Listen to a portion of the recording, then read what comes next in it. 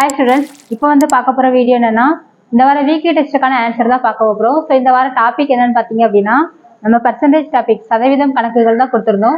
So ஒரு 15 some, அதாவது கொஞ்சம் ஓரளவு ஈஸியாகவும் இருந்துச்சு, கொஞ்சம் டஃப்பாகவும் இருந்துச்சு. ஸோ எப்படி வந்து சிம்பிளாக சால்வ் பண்ணலாம், எப்படி பண்ணால் ஆன்சர் வரும்னு சொல்லிட்டு தான் இந்த வீடியோவில் பார்க்க போகிறோம். ஸோ ஃபஸ்ட்டு சம் பாருங்கள்.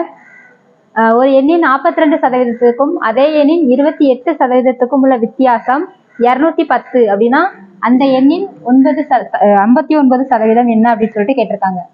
ஸோ ஃபர்ஸ்ட் நம்மளுக்கு ஈஸியான ஃபார்மெட்ல கொடுத்துருக்காங்க. ஸோ ஒரு எண் அது என்ன நம்பர்னு தெரியாது, அதனால நம்ம எக்ஸ்ன்னு எடுத்துக்கலாம். அப்போ எக்ஸின் 42%க்கும் அதே எண் என்னதான் எக்ஸோடைய 28% உள்ள வித்தியாசம் 210. ஸோ அப்படியே இந்த லைனை நம்ம அப்படியே ஒரு ஈக்குவேஷனா மாத்திக்கலாம். அப்போ எக்ஸின் 42% இருந்து எக்ஸோடைய 28% கழிச்சிட்டோம் அப்படின்னா ஆன்சர் என்ன கிடைக்குமோ 210. இதுதான் கொடுத்துருக்காங்க. ஸோ இதை நம்ம வந்து மல்டிப்ளை பண்ண எக்ஸின் 42%னா எக்ஸில் 42%. அப்போ எக்ஸ் இன்டு 42% அப்படிங்கிறதுனால 100ன்னு எடுத்துக்கலாம். அதேமாதிரி எக்ஸில் 28% அப்படின்னா வரும் 28/100 ஈக்குவல் டு 210. ஸோ இந்த மாதிரி எடுத்து பண்ணலாம். அப்படி இல்லைன்னா சிம்பிளாக நம்ம எப்படி பண்ணலாம், இதில் நீங்கள் சால்வ் பண்ணிங்கன்னா எக்ஸோட வேல்யூ கிடைக்கும். அப்போ எக்ஸ் அப்படிங்கிறது என்னது, அந்த எண். அதுக்கப்புறம் அந்த எண்ணில் 59% என்ன அப்படின்னு சொல்லிட்டு நம்ம கண்டுபிடிக்கலாம். இது ஒரு மாடல்.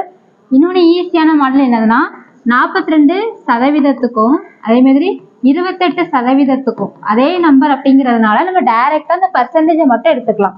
அப்போ 42%க்கும் 28%க்கும் உள்ள வித்தியாசம் தான் என்னது 210. ஸோ அப்போ இதில் வந்து பாருங்க 14% வேல்யூ தான் 210. அப்போ நம்மளுக்கு என்ன கேட்டிருக்காங்க, 59%-னுடைய மதிப்பு என்ன. ஸோ இப்படி டைரக்டா கிராஸ் போட்டிங்க அப்படின்னா ரொம்ப சிம்பிளா ஆன்சர் கிடைச்சிரும். அப்போ எப்படி எழுதுறீங்க, X into 14% equal to 210 into 59%. So சதவீதம் கேன்சல் ஆயிரும். இப்போ நம்ம இதை வந்து 7ஆல் கேன்சல் பண்ணும்போது 2 கிடைக்கும், இங்கே 30 கிடைக்கும், மறுபடியும் 2ஆல் கேன்சல் பண்ணும்போது 15. அப்போ எக்ஸோட வேல்யூ என்ன கிடைக்குது அப்படின்னா 59 இன்டு 15. இதில் எக்ஸ் அப்படிங்கிறது என்னது, நம்மளுக்கு எடுத்ததுல 59%க்கான மதிப்பு தான் நம்ம இந்த மாடலில் எடுக்கும்போது எக்ஸ்ன்னு சொல்லிட்டு எடுத்திருக்கோம். ஸோ இப்போ லாஸ்ட் நம்ம ஃபுல்லாக மல்டிப்ளை பண்ண வேண்டாம். இப்போ லாஸ்ட் 2 நம்பரையும் மல்டிப்ளை பண்ணும்போது பாருங்க லாஸ்ட் டிஜிட் வந்து 5ல் தான் முடியணும். ஸோ இப்போ இந்த இடத்துல பார்த்தீங்க அப்படின்னா ஒரே ஒரு 5ல் முடிஞ்ச நம்பர் தான் இருக்குது. ஸோ ஆன்சர் இதுதான்.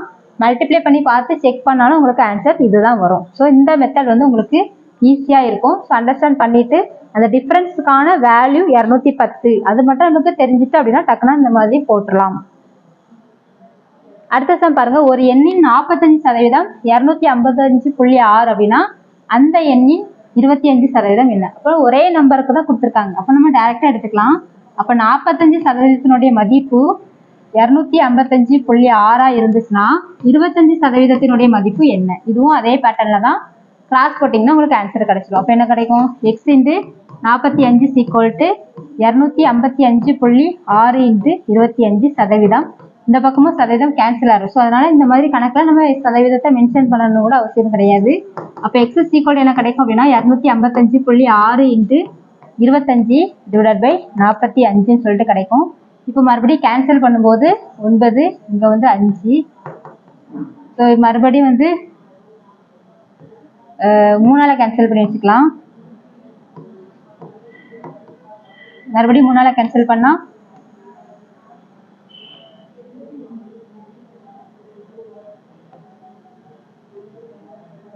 28.4 வரும். ஸோ மறுபடியும் கேன்சல் பண்ணீங்க அப்படின்னா மல்டிப்ளை பண்ணும்போது 28.4 5ஆல் மல்டிப்ளை பண்ணும்.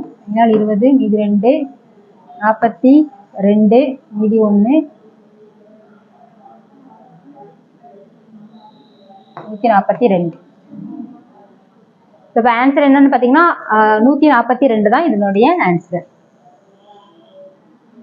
அடுத்த பாருங்க. ஒரு நகரத்தின் மக்கள் தொகை ஒவ்வொரு ஆண்டும் 4% அதிகரிக்கிறது. தற்போதைய மக்கள் தொகை 5000 அப்படின்னா 2 ஆண்டுகளுக்கு பிறகு. இதுல வந்து 50,000 வரும், பிரிண்டிங் மிஸ்டேக். ஸோ அப்போ என்ன கொடுத்துருக்காங்க, ஒரு நகரத்தினுடைய தற்போதைய மக்கள் தொகை 50,000 கொடுத்துருக்காங்க 2 ஆண்டுகளுக்கு பிறகு. ஸோ நம்ம இதுக்கு ஒரு ஃபார்முலா நம்ம படிச்சு வச்சிருக்கோம். ஸோ அப்போ பாப்புலேஷன், அதுக்கப்புறம் இயந்திரத்தினுடைய மதிப்பு அப்படிலாம் கேட்டாங்க அப்படின்னா அதுக்கப்புறம் ஆஃப்டர் 2 இயர்ஸ் நம்மளுக்கு என்ன கேட்டிருக்காங்க, 2 ஆண்டுகளுக்கு பிறகு தான் கேட்டிருக்காங்க. அப்போ அதுக்கு ஃபார்முலா என்னது, P of 1 + R/100 பவர் என்னோட வேல்யூ 2. அப்போ இதில் எல்லா வேல்யூ சப்ஸ்டிட் பண்ணால் நமக்கு ஆன்சர் வந்து கிடச்சிரும். ஸோ பி வந்து ப்ரெசென்ட்டில் இருக்கக்கூடிய பாப்புலேஷன் என்ன வரும்? 50,000 வரும். அடுத்து 1 + ஒவ்வொரு ஆண்டும் அது எவ்வளோ சதவீதம் அதிகரிக்கிறது? 4% அதிகரிக்கிறது. இப்போ 4/100 ஸ்கொயர். ஸோ அப்போ இதை சால்வ் பண்ணிங்கன்னா உங்களுக்கு ஆன்சர் வந்து கிடச்சிரும். ஸோ 25. அப்போ எல்சிஎம் முடிக்கும் போது 26/25 × 26/25 சொல்லிட்டு கிடைக்கும். ஸோ அப்போ இதை வந்து நம்ம 5ஆல் கேன்சல் பண்ணி வச்சுக்கலாம். மறுபடியும் 5ஆல் கேன்சல் பண்ணும்போது 2000 கிடைக்கும். இதை வந்து மறுபடியும் 5ஆல் கேன்சல் பண்ணும்போது 400 கிடைக்கும். மறுபடியும் 5ஆல் கேன்சல் பண்ணும்போது 80. இப்போ ஆன்சர் வந்து பார்த்தீங்கன்னா 26 × 26 × 80 தான் 80. ஸோ இதை மல்டிப்ளை பண்ணீங்க அப்படின்னா உங்களுக்கு வந்து 54,080 வந்து ஆன்சர் வரும். செக் பண்ணிக்கோங்க. அடுத்த சம் பாருங்க. ஒரு எண்ணின் 45% பெற அந்த எண் டேஷால் பெருக்கப்பட வேண்டும் கேட்டிருக்காங்க. ரொம்ப சிம்பிள்ங்க. ஒரு எந்த எண்ணுன்னு கொடுக்கல, ஒரு நம்பர் நம்ம எக்ஸ்ன்னு எடுத்துக்கலாம். இப்போ எக்ஸோடைய 45% வேணும் அப்படின்னு நம்ம என்ன பண்ணுவோம்? எக்ஸை 45% மல்டிப்ளை பண்ணுவோம். ஸோ இப்போ இதோடைய வேல்யூ பாருங்க. அப்போ எக்ஸ் இங்கே என்ன வரும்? 45/100ன்னு சொல்லிட்டு போடுவோம். இப்போ இதை கேன்சல் பண்ணுங்க. காமன் டைம் கேன்சல் பண்ணிட்டோம் அப்படின்னா 9 வரும். இங்கே வந்து 20. இதுக்கப்புறம் காமன் டைம் 20. அப்போ எக்ஸ் × 9/20. அப்போ இதுக்கு என்ன அர்த்தம்? ஒரு நம்பரோட 45% அப்படிங்கிறது 45%ஆல் மல்டிப்ளை பண்ணுறதும் 9/20ஆல் மல்டிப்ளை பண்ணுறதும் சமம் தான். ஸோ இதை நம்ம கேன்சல் பண்ணால் அதுதான் ஆன்சர். ஸோ ஆன்சர் பார்த்தீங்க அப்படின்னா 9/20. ஸோ இந்த மாதிரி கேட்குறாங்க. கொஞ்சம் வித்தியாசமாக கேட்டிருக்காங்க, ஆனால் ரொம்ப ஈஸியான வே. ஸோ எக்ஸோட 45% எப்படி கண்டுபிடிப்போம்? அப்போ 45/100ஆல் மல்டிப்ளை பண்ணுவோம். அப்போ அதை சிம்பிளிஃபை பண்ணால் 9/20. அப்போ 45%ஆல் மல்டிப்ளை பண்ணுறதும் 9/20ஆல் மல்டிப்ளை பண்ணுறதும் சேம் தான். ஸோ அடுத்த சமயம் பாருங்க. ஒரு எண்ணின் 2/5 பங்கில் 30%த்தின் 1/4 பங்கின் மதிப்பானது 15ன்னு கொடுத்துருக்காங்க. அப்படின்னா அந்த எண்ணின் 50% என்ன அப்படின்னு சொல்லிட்டு கேட்டிருக்காங்க. ஸோ ஒரு எண்ணை நம்ம எடுத்துக்கலாம், எக்ஸ்ன்னு சொல்லிட்டு எடுத்துக்கலாம். ஸோ இப்போ என்ன கொடுத்துருக்காங்க அப்படின்னா எக்ஸில் வந்து 2/5 பங்கு. ஸோ அப்போ எக்ஸின் 2/5 பங்குனா எக்ஸ் பெருக்கல் 2/5ன்னு போடுவோம். இப்போ இதில் வந்து 30%. அப்போ என்ன வரும்? 30/100ன்னு சொல்லிட்டு வரும். இப்போ இதில் 1/4 பங்கு. இப்போ இதனுடைய ஆன்சர் தான் என்ன கொடுத்துருக்காங்க? 15 அப்படின்னு சொல்லிட்டு கொடுத்துருக்காங்க. ஸோ எக்ஸின் 2/5 பங்கில் 30%த்தின் 1/4 பங்கு வந்து 15ன்னு கொடுத்துருக்காங்க. ஸோ அப்போ இதை நம்ம கேன்சல் பண்ணிக்கலாம். 0 கேன்சல் பண்ணிக்கலாம். இப்போ அதுக்கப்புறம் 2ஆல் கேன்சல் பண்ணும்போது 2 கேன்சல் ஆயிரும். இங்கே 3ஐயும் இங்கே 5ஐயும் கேன்சல் பண்ணிக்கலாம். அப்போ எக்ஸ் = என்ன கிடைக்குது? ஸோ இது வந்து நம்மளுக்கு 100 கிடைக்கும். அப்போ 5 × 100. So that is = 500. அப்போ 100%ஓட வேல்யூ வந்து என்ன கொடுத்துருக்காங்க? 500. அப்போ 50%னா என்ன? இதில் நமக்கு இது பார்த்த உடனே தெரியும். 100% 50னா அதில் பாதி தான் நம்மளுக்கு என்ன வரும்? 50% வரும். இப்போ ஆன்சர் என்னதுன்னு பார்த்தீங்கன்னா 250. இல்லைன்னா நம்ம கிராஸ் போட்டு கண்டுபிடிக்கணும் அப்படின்னா கண்டுபிடிச்சிக்கலாம். ஸோ இதுதான் வந்து ஆன்சர். ஸோ இதை பாருங்க. அமித் என்பவரோட சம்பளமானது 25% குறைக்கப்பட்டு பின் 30% உயர்த்தப்படுகிறது அப்படின்னா சம்பளத்தில் ஏற்பட்ட மாற்றம் என்னன்னு கேட்டிருக்காங்க. ஸோ இதுக்கு நம்மளுக்கு ஃபார்முலா தெரியும். x + y ± xy/100. இப்போ இதில் உயர்த்துறதை இன்க்ரீஸ் பண்ணுறதை ப்ளஸ்ன்னு எடுப்போம், டிக்ரீஸ் ஆகிறத மைனஸ்ன்னு எடுப்போம். ஸோ அந்த மாதிரி சப்ஸ்டிட் பண்ணால் இங்கே வரும் -25, அதுக்கப்புறம் +30, மைனஸையும் ப்ளஸ்ஸையும் மல்டிப்ளை பண்ணும்போது மைனஸ் தான் வரும். 25 × 30 / 100. ஸோ 25ஆல் கேன்சல் பண்ணும்போது 4 கிடைக்கும். மறுபடியும் 2ஆல் கேன்சல் பண்ணும்போது 15. இங்கே வந்து 7.5. இப்போ இதை டேலி பண்ணும்போது என்ன கிடைக்குது? நம்மளுக்கு 5 தான் கிடைக்குது. ஸோ 5 + 5 தான் வரும், -7.5. அப்போ இதில் என்ன வருது? -2.5 வருது. அப்போ என்ன அர்த்தம்? மைனஸில் வந்துச்சுன்னா டிக்ரீஸ் ஆகுது. எவ்வளோ டிக்ரீஸ் ஆகுது? 2.5 வந்து டிக்ரீஸ் ஆகுது. அப்போ ஆன்சர் வந்து 2.5% வந்து டிக்ரீஸ். அடுத்த ஸ்டெப் பாருங்க. ஒரு மாதத்தில் அமுல் நிறுவனத்தின் பால் சாக்லேட் தயாரிப்பு வந்து 30% அதிகரித்துள்ளது. தற்பொழுது 9100 பால் சாக்லேட்டுகள் தயாரிக்கப்படுகின்றன எனில் ஒரு மாதத்திற்கு முன்பு எவ்வளவு சாக்லேட்டுகள் தயாரிக்கப்பட்டு இருக்கும்னு கேட்டிருக்காங்க. ஸோ அப்போ இதில் வந்து ரொம்ப ஈஸி தான். ஏன்னா நம்மளுக்கு ஆல்ரெடி இந்த பேட்டர்ன் கொடுத்தாங்கன்னு நம்மளுக்கு ஃபார்முலா தெரியும். ஸோ ப்ரெசென்ட்ல கொடுத்துட்டாங்க 9100 அப்படிங்கிறது கொடுத்துருக்காங்க. அப்போ ஒரு மாதத்திற்கு முன்னாடி எவ்வளோ ஆயிருக்கும் அப்படின்னு சொல்லிட்டு கேட்டிருக்காங்க. ஸோ அப்போ நம்மளுக்கு ஃபார்முலா என்ன வரும்? நம்மளுக்கு ஒன் மந்த் பிஃபோர் தானே, பிஃபோர் கேட்டிருக்காங்க. ஸோ அப்போ அதுக்கு ஃபார்முலா வந்து P / 1. இங்கே வந்து அதிகரிக்கு தான் கொடுத்துருக்கா. அப்போ இங்கே என்ன வரும்? +R/100 பவர் நம்மளுக்கு n. இதுதான் ஃபார்முலா. 1 மந்த் அப்படிங்கிறதுனால என்னோட வேல்யூ 1ன்னு எடுத்துக்கலாம். இதுல நம்மளுக்கு வந்து ஒரு மாசத்துக்குள்ள கணக்கு தான் கொடுத்துருக்காங்க. ஸோ அதனால நம்மளுக்கு எதுவுமே சேஞ்ச் பண்ணணும்னு அவசியம் கிடையாது. இப்போ வேல்யூஸ் மட்டும் சப்ஸ்டிட் பண்ணிக்கலாம். இப்போ 9100 கீழே வந்து என்ன வரும், 1 பிளஸ் 30% அதிகரிக்குது. அப்போ 30/100ன்னு சொல்லிட்டு வரும்.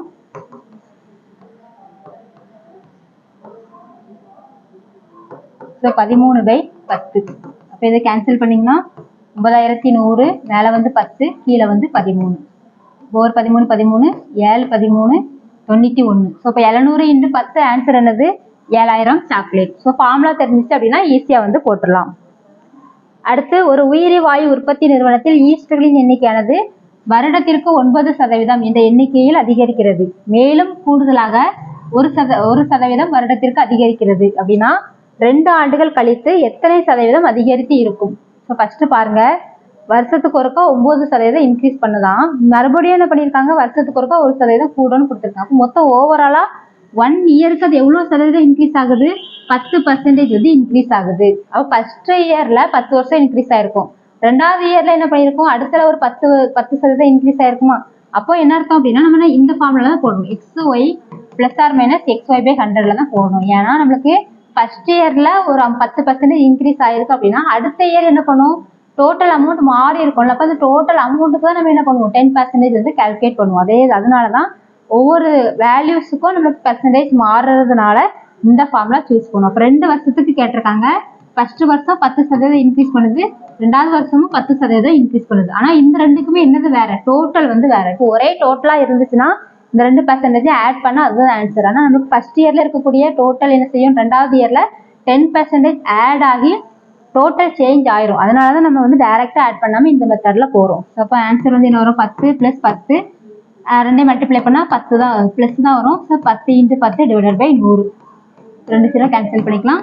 இங்க வந்து 20 + 1 that is equal to 21% தான் இதனுடைய ஆன்சர். ஸோ அதனால நம்ம கன்ஃபியூஸ் பண்ற மாதிரி கொடுத்துருக்காங்க. கொஞ்சம் அண்டர்ஸ்டாண்ட் பண்ணிட்டீங்க அப்படின்னா உங்களுக்கு வந்து ஈஸியா இருக்கும். அடுத்து பாருங்க, 2 மாணவர்கள் எழுதிய தேர்வில் ஒருவர் மற்றொருவரை விட 19 மதிப்பெண்கள் கூடுதலாக பெற்றிருக்கிறார். மேலும் அவருடைய மதிப்பெண்ணானது அவர்களின் மதிப்பெண்களின் கூடுதலை போல 60%. அப்படின்னா அவங்களுடைய மார்க் என்னன்னு கேட்டிருக்கேன். இப்போ நான் 2 பேர் யாருன்னு கொடுக்கல, ஸோ நம்ம ஏபின்னு சொல்லிட்டு எடுத்துக்கலாம். 2 பேர். இப்போ ஏயோடைய மதிப்பெண் என்ன கொடுத்துருக்காங்க அப்படின்னா இன்னொருத்தவங்களோட 19 மார்க் கூடன்னு எடுத்திருக்காங்க. ஸோ இப்போ ஃபர்ஸ்ட் ஏயை வச்சே தான் பேசுறாங்க. அப்போ ஏயோடைய மதிப்பெண் பியை விட 19 மதிப்பெண் கூடுதல். மறுபடியும் என்ன கொடுத்துருக்காங்க, ஏயோடைய மதிப்பெண் மேலும் அவருடைய. அப்போ யாரை பத்தி ஃபர்ஸ்ட் யாரை சொல்லியிருக்காங்களோ அவங்கள பத்தி தான் 2வது ஸ்டேட்மெண்ட்லேயே கொடுத்துருக்காங்க. அப்போ ஏயோடைய மதிப்பெண் எப்படி இருக்குது, அவங்க 2 பேருடைய மதிப்பெண்களின் கூடுதல்ல எத்தனை சதவீதமா, 60%. ஸோ 60% அப்படிங்கிறத நம்ம எப்படி எடுத்துக்கலாம், 60/100 அப்படின்னு சொல்லிட்டு எடுத்துக்கலாம். ஸோ இதுதான் கொடுத்துருக்கக்கூடிய 2 ஸ்டேட்மெண்ட்ல இருந்து நம்ம ஒரு ஈக்குவேஷனா ஃபார்ம் பண்ணி வச்சிருக்கோம். இப்போ இதை சால்வ் பண்ணீங்க அப்படின்னா உங்களுக்கு வந்து ஆன்சர் கிடைச்சிடும். நான் என்ன பண்றேன், ஏக்கு பதிலா b + 19 போடுறேன். அப்போ போட்டிங்கன்னா என்ன வரும், b + 19 ஈக்குவல் டு இந்த இடத்துல நம்ம என்ன போடணும், b + 19 + b பிராக்கெட் போட்டு வச்சுக்கோங்க. இப்போ இதை கேன்சல் பண்ணும்போது 0 ஆயிரும். மறுபடியும் 2ஆல கேன்சல் பண்ணா இங்க 3 கிடைக்கும், இங்க 5 கிடைக்கும். அப்போ என்ன கிடைக்குது, 3/5. ஸோ எல்லாத்தையும் ஒரே சைடா மூவ் பண்ணிக்கலாம். ஸோ அப்போ அந்த 5 இந்த பக்கம் மூவ் ஆகும்போது 5 × b + 19 ஈக்குவல் டு இங்க என்ன வரும், 3 வெளியில இருக்கும், 2 ஆட் பண்ணா 2b + 19. ஸோ இப்போ 5b + 5 × 19 ஈக்குவல் டு இங்க என்ன வரும், 6b + 3 × 19.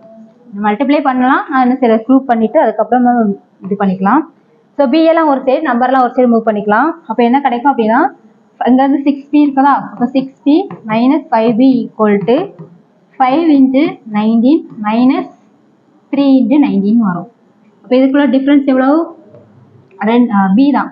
b ஈக்குவல் டு இதுல 19 காமனா வெளியில எடுத்துட்டேன் அப்படின்னா 5 - 3 2 தான். இப்போ b ஈக்குவல் டு எத்தனை, 38. அப்போ ஒருத்தவங்களுடைய மதிப்பெண் எத்தனை, 38. ஸோ ஆப்ஷன்ல பாருங்க ஒரே ஒரு இடத்துல தான் 38 இருக்குது. இப்போ இது கூட இன்னொருத்தவங்களுடைய மார்க் என்னது, 38 ஆட் பண்ணணும், அவ்வளவுதான். அப்போ 57 வரும். இப்போ ஆன்சர் வந்து இதுதான் கரெக்ட். இந்த மெத்தட்ல பண்ணீங்கன்னா உங்களுக்கு வந்து ஈஸியா ஆன்சர் கிடைக்கும்.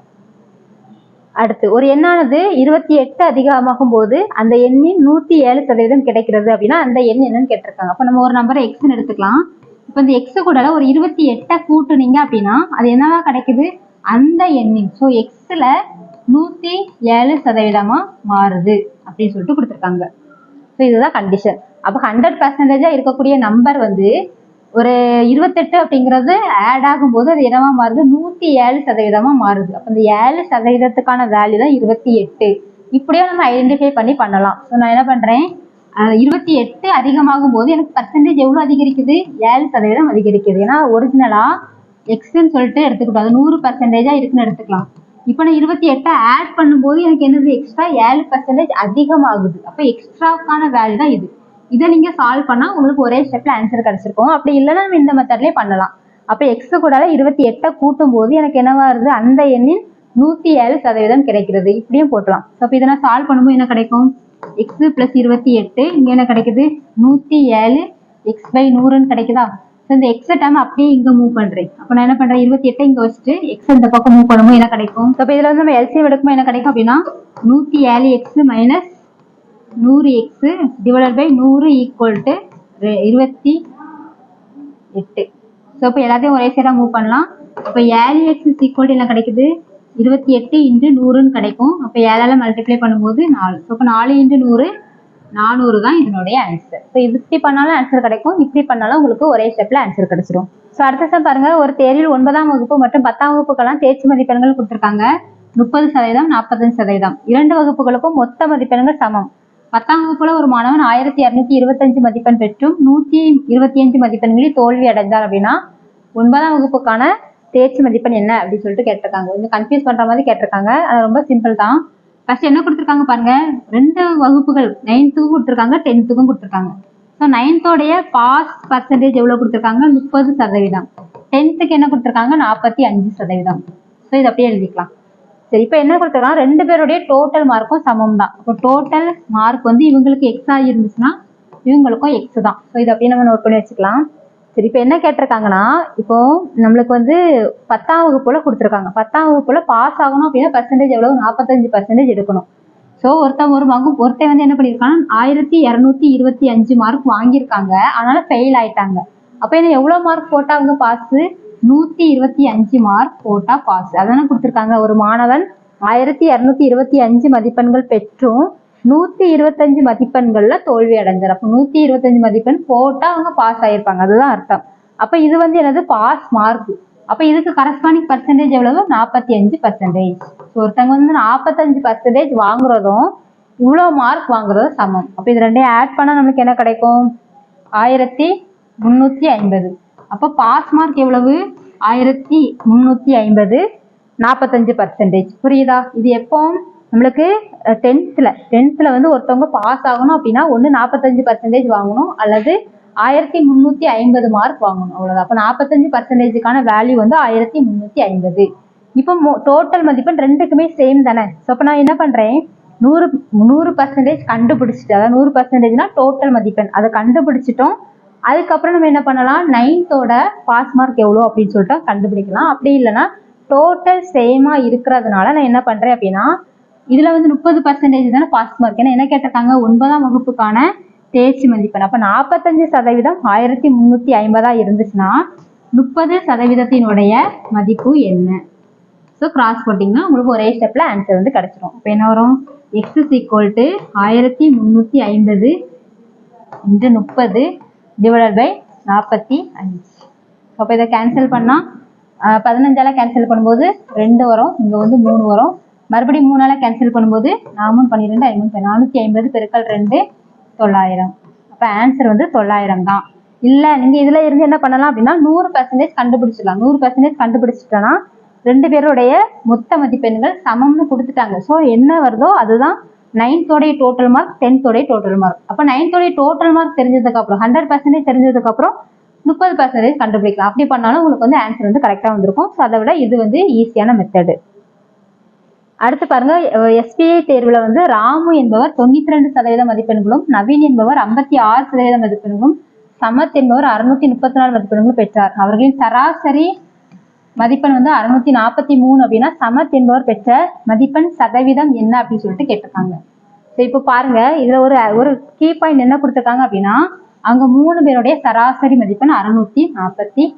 ஃபர்ஸ்ட் பாருங்க, ஃபர்ஸ்ட் 3 பேர் கொடுத்திருக்காங்க, ராமு, அதுக்கப்புறம் நவீன், அதுக்கப்புறம் சமத். ஸோ 3 பேர் இந்த மாதிரி எழுதிக்கலாம். இப்போ ராமு வாங்கின மார்க் எவ்வளவு?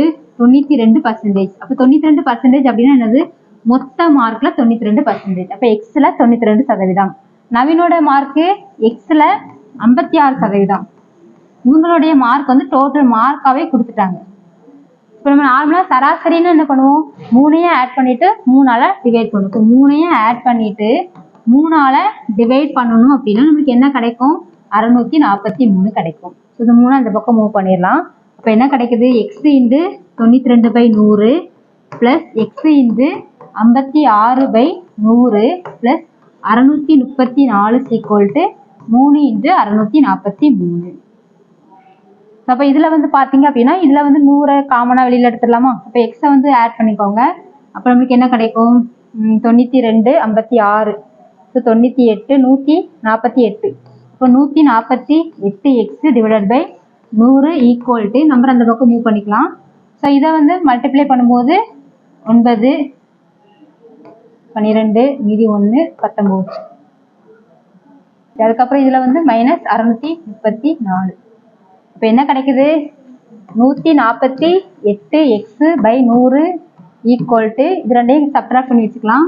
இப்போ 1929 634 கழிச்சோம் அப்படின்னா 5. இப்போ 1295 வரும்.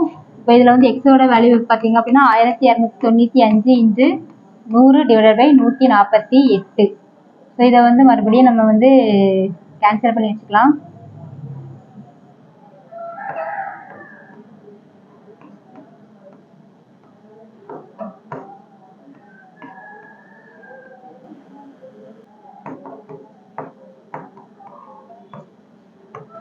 அப்போ இதில் வந்து எக்ஸோட வேல்யூ வந்து 875 வருது.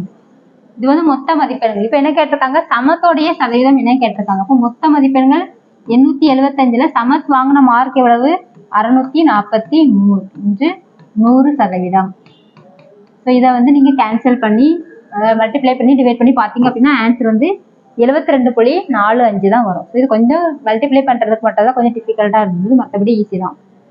அடுத்த சம் பாருங்க. ஒருவர் தன்னுடைய வருமானத்தை தன்னுடைய 3 குழந்தைகளுக்கும் 10%, 18% மற்றும் 22% அளவில் கொடுக்கிறார். அவர் அதை 40, 60 மற்றும் 25 செலவு செய்கின்றனர் எனில் அந்த நபர் மற்றும் அவரது குழந்தைகளிடம் மீதம் இருக்கும் தொகையின் வித்தியாசம் 1015 அப்படின்னா அந்த நபரின் வருமானம் என்ன அப்படின்னு சொல்லிட்டு கேட்டிருக்காங்க. ஸோ ஃபர்ஸ்ட் பாருங்க.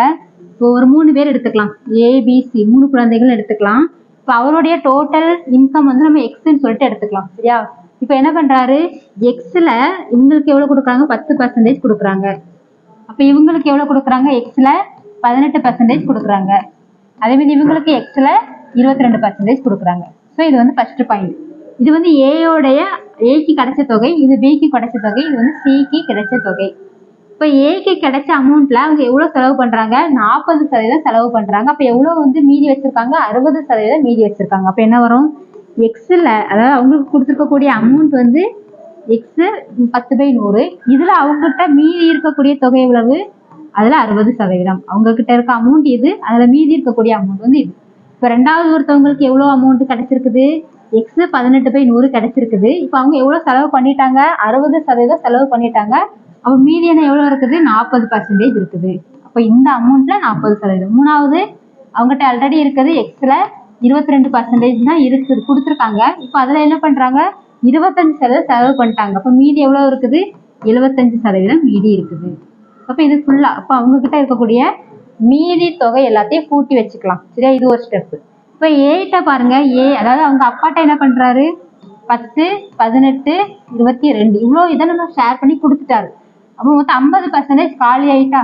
அப்போ அவர்கிட்ட என்ன இருக்கும்? மீதி வந்து 50%. எக்ஸ்ல 50% மீதி இருக்கு. அப்போ எக்ஸ்ல 50%க்கும் இந்த வேல்யூக்கும் உள்ள டிஃபரன்ஸ் தான் என்ன கொடுத்துருக்காங்க? 1055 கொடுத்துருக்காங்க. ஃபர்ஸ்ட் இதை நம்ம கால்குலேட் பண்ணி வச்சுக்கலாம். ஸோ இப்போ இதுல வந்து நம்ம என்ன பண்ண போறோம் அப்படின்னா கேன்சல் பண்ற அளவுக்கு கேன்சல் பண்ணி வச்சுக்கலாம். இப்போ ஒரு 0 கேன்சல் பண்ணிக்கலாம். இப்போ 2ஆல கேன்சல் பண்ணும்போது 3 கிடைக்கும், 5 கிடைக்கும். இது அப்படியே இருக்கட்டும். ரொம்ப கேன்சல் பண்ணும்போது நமக்கு என்ன சரி எல்சிஎம் எடுக்கிறதுக்கு கன்ஃபியூஸ் ஆகும். அதனால இது அப்படியே இருக்கட்டும். இப்போ இதில் கேன்சல் பண்ணும்போது 0 கேன்சல் ஆயிரும். மறுபடியும் 2ஆல கேன்சல் பண்ணும்போது 5. ஓரளவு 500 வர மாதிரியே நம்ம ப்ரூவ் பண்ணி வச்சுக்கலாம். இப்போ இதில் வந்து கேன்சல் பண்ணும்போது நமக்கு என்ன கிடைக்கும் அப்படின்னா 25 25ஆல கேன்சல் பண்ணிக்கலாம். அப்போ 3 25 75 4 25 இது. ஸோ மறுபடியும் பண்ணோம் அப்படின்னா இங்கே 400 இங்கே 500 இருக்குது. அப்போ எல்லாத்துக்கும் எல்சிஎம் எடுக்கும்போது நமக்கு 2000 வரும். சரியா? அப்போ இங்கே என்ன வருது 30x டிவைடட் பை 500 ப்ளஸ் இங்கே என்ன வரும் 36x பை 500 ப்ளஸ் இதில் வந்து 66x பை 400.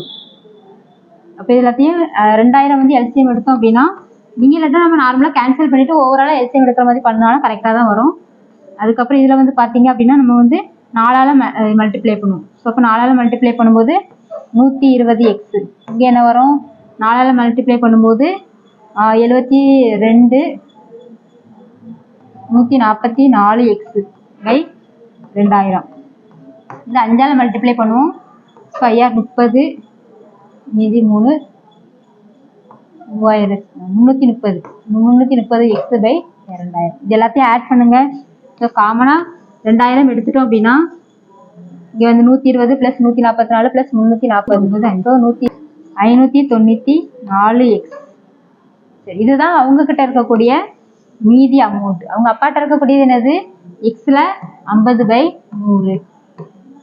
இதில் வந்து x/2 தான் இருக்குது பாதி. ஸோ அப்போ இதில் மட்டும் ஞாபகம் வச்சுக்கோங்க. x/2 594/2000. இப்போ x/2ல இருந்து 594x/2000 கழிக்கணும். அப்போ இதை நம்ம என்ன பண்ணுவோம் 2000 வேணும் அப்படின்னா 1000ஆல் மல்டிப்ளை பண்ணுவோம்.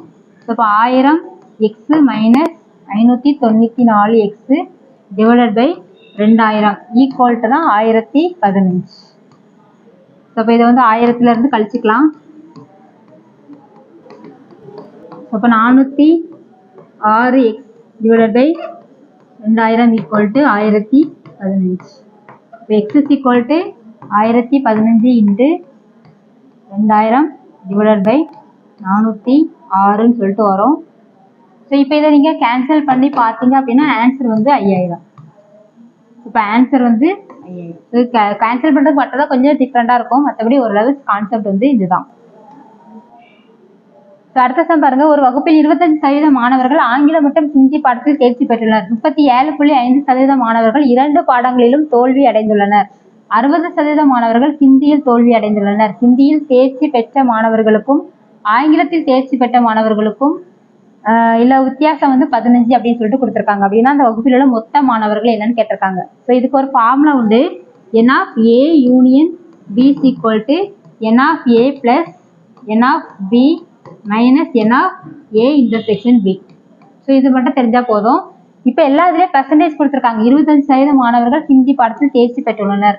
35.5% மாணவர்கள் 2 பாடங்களிலும் தோல்வி அடைந்துள்ளனர். இது தோல்வி அடைந்துள்ளனர். இப்போ நம்மளுக்கு என்ன கொடுத்துருக்காங்கன்னா நிறைய இதில் வந்து தோல்வி அடைந்த மாணவர்களுடைய எண்ணிக்கை வந்து கொடுத்துருக்காங்க. இப்போ இதில் ஃபர்ஸ்ட் என்னென்ன டேம் என்னன்னு பார்த்துலாம். ஏ யூனியன் பி அப்படிங்கிறது என்னது ஏதாவது ஒரு பாடத்தில் பாஸ் ஆனவங்க. நம்ம பாஸ்ன்னு எடுத்துக்கிட்டோம் அப்படின்னா பாஸ் ஆனவங்க எடுத்துக்கிட்டோம். ஃபெயில் தான் கண்டுபிடிக்க போகிறோம் அப்படின்னா ஏதாவது ஒரு பாடத்தில் ஃபெயில் ஆனவங்க. ஃபெயில் ஆனவங்கன்னு எடுத்துக்கிட்டோம் அப்படின்னா இது வந்து என்னது ஹிந்தியில் ஃபெயில் ஆனவங்க, இது வந்து இங்கிலீஷில் ஃபெயில் ஆனவங்க, ரெண்டுலேயுமே ஃபெயில் ஆனவங்க. சரியா? இப்போ பாருங்க 25% மாணவர்கள் ஆங்கிலம் மற்றும் ஹிந்தி பாடத்தில் தேர்ச்சி பெற்றுள்ளனர் கொடுத்துருக்காங்க. அப்போ ஆங்கிலம் மற்றும் ஹிந்தி பாடத்தில் அப்படின்னா என்ன கொடுத்துருக்காங்கன்னா 2ல ஏதாவது ஒரு பாடம் அப்படின்னு சொல்லிட்டு அந்த மீனிங்ல தான் கொடுத்துருக்காங்க. ஏன்னா 37.5% மாணவர்கள் 2 பாடங்களிலும் தோல்வி அடைந்துள்ளனர் அப்படின்னு கொடுத்துருக்காங்க. அப்போ மீதி உள்ளவங்க தான் என்ன வரும்? ஏன்னா நமக்கு 37.5 மாணவர்கள் 2 பாடங்களிலும் தோல்வி அடைஞ்சிருக்காங்க அப்படின்னா 2 பாடங்களிலும் அந்த 100ல இருந்து நம்ம கழிக்கும் போது நமக்கு இந்த 2 பாடங்களில் தேர்ச்சி பெற்றவங்க அப்படின்னு சொல்லிட்டு வரும்.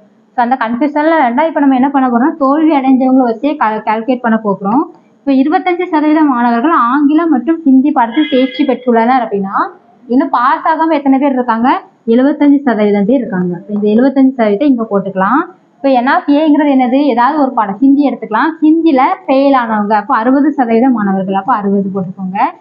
NAFBங்கிறது என்னது ஆங்கிலம், அது நமக்கு தெரியாது, அது எக்ஸ்ன்னு எடுத்துக்கலாம். ரெண்டுலையுமே தோல்வி அடைஞ்சவங்க எத்தனை? 37.5%. அப்போ இதுல இருந்து நம்ம என்ன கண்டுபிடிச்சிடலாம்? ஆங்கிலத்துல தோல்வி அடைஞ்சவங்க எத்தனை பேர்னு கண்டுபிடிச்சிடலாமா? ஸோ 75 இது எல்லாத்தையும் ஒரு சைடு மூவ் பண்ணா 60 பிளஸ் 37.5 ஈக்குவல் டு எக்ஸ் அப்படி சொல்லிட்டு கிடைக்கும். ஸோ அப்போ இதை கேன்சல் பண்ணீங்கன்னா 15 பிளஸ் 37.5 ஈக்குவல் டு எக்ஸ். இதை ஆட் பண்ணும்போது 47 52.5 இது எக்ஸுங்கிறது என்னது, ஹிந்தியில அதாவது ஆங்கிலத்துல தோல்வி அடைஞ்சவங்க. இப்போ என்ன கேட்டிருக்காங்கன்னா ஹிந்தியில் தேர்ச்சி பெற்ற மாணவர்களுக்கும் ஆங்கிலத்தில் தேர்ச்சி பெற்ற மாணவர்களுக்கும் உள்ள வித்தியாசம் 15. இப்போ ஹிந்தியில எவ்வளவு பேர் பாஸ் ஆயிருக்காங்க, 60 பேர் ஃபெயில் ஆயிருக்காங்கன்னா எவ்வளவு பேர் பாஸ் ஆயிருப்பாங்க, 40% வந்து அவங்க வந்து பாஸ் ஆயிட்டாங்க. இப்போ இதுல ஆங்கிலத்துல 52.5% பேர் என்ன பண்ணிட்டாங்க, இந்த ஃபெயில் ஆயிட்டாங்க. அப்போ என்ன வரும், 100ல இருந்து அதை கழிச்சுக்கோங்க. அப்ப நமக்கு என்ன கிடைக்கும் அப்படின்னா, அதுல வந்து பாஸ் ஆனவங்க எத்தனை பேர் அப்படி சொல்லிட்டு கிடைச்சிரும். 47.5 47.5%. ரெண்டுக்கும் உள்ள வித்தியாசம் என்ன கொடுத்துருக்காங்க, 15. இப்ப என்ன அர்த்தம், 7.5%-இனுடைய மதிப்பு வந்து 15 அப்படின்னா 100% வேல்யூ என்ன, அவ்வளவுதான். இப்போ x = என்ன வரும், 15 × 100 / 7.5. நம்ம பாயிண்ட கேன்சல் பண்ணிக்கலாம். அப்போ 75 வச்சுக்கலாம், மேல வந்து 1000 ஒரு 0 போட்டுக்கலாம். 15ஆல கேன்சல் பண்ணும்போது நமக்கு என்ன வரும், 5 வரும். 5ஆல கேன்சல் பண்ணும்போது என்ன வரும், 200. அப்போ இதுக்கு ஆன்சர் வந்து பாத்தீங்க அப்படின்னா 200 தான். ஸோ இந்த மாதிரி கொஞ்சம் குழப்பற மாதிரி தான் கொடுத்துருக்காங்கன்னா கொஞ்சம் அண்டர்ஸ்டாண்ட் பண்ணிக்கிட்டோம் அப்படின்னா நமக்கு வந்து ஈஸியா இருக்கும். ஸோ அவ்வளவுதான், இந்த வாட்டி இந்த சம் தான் கேட்டிருந்தாங்க. இதுல ஏதாவது டவுட் இருந்துச்சுன்னா நீங்க வந்து கமெண்ட் பண்ணிக்கோங்க.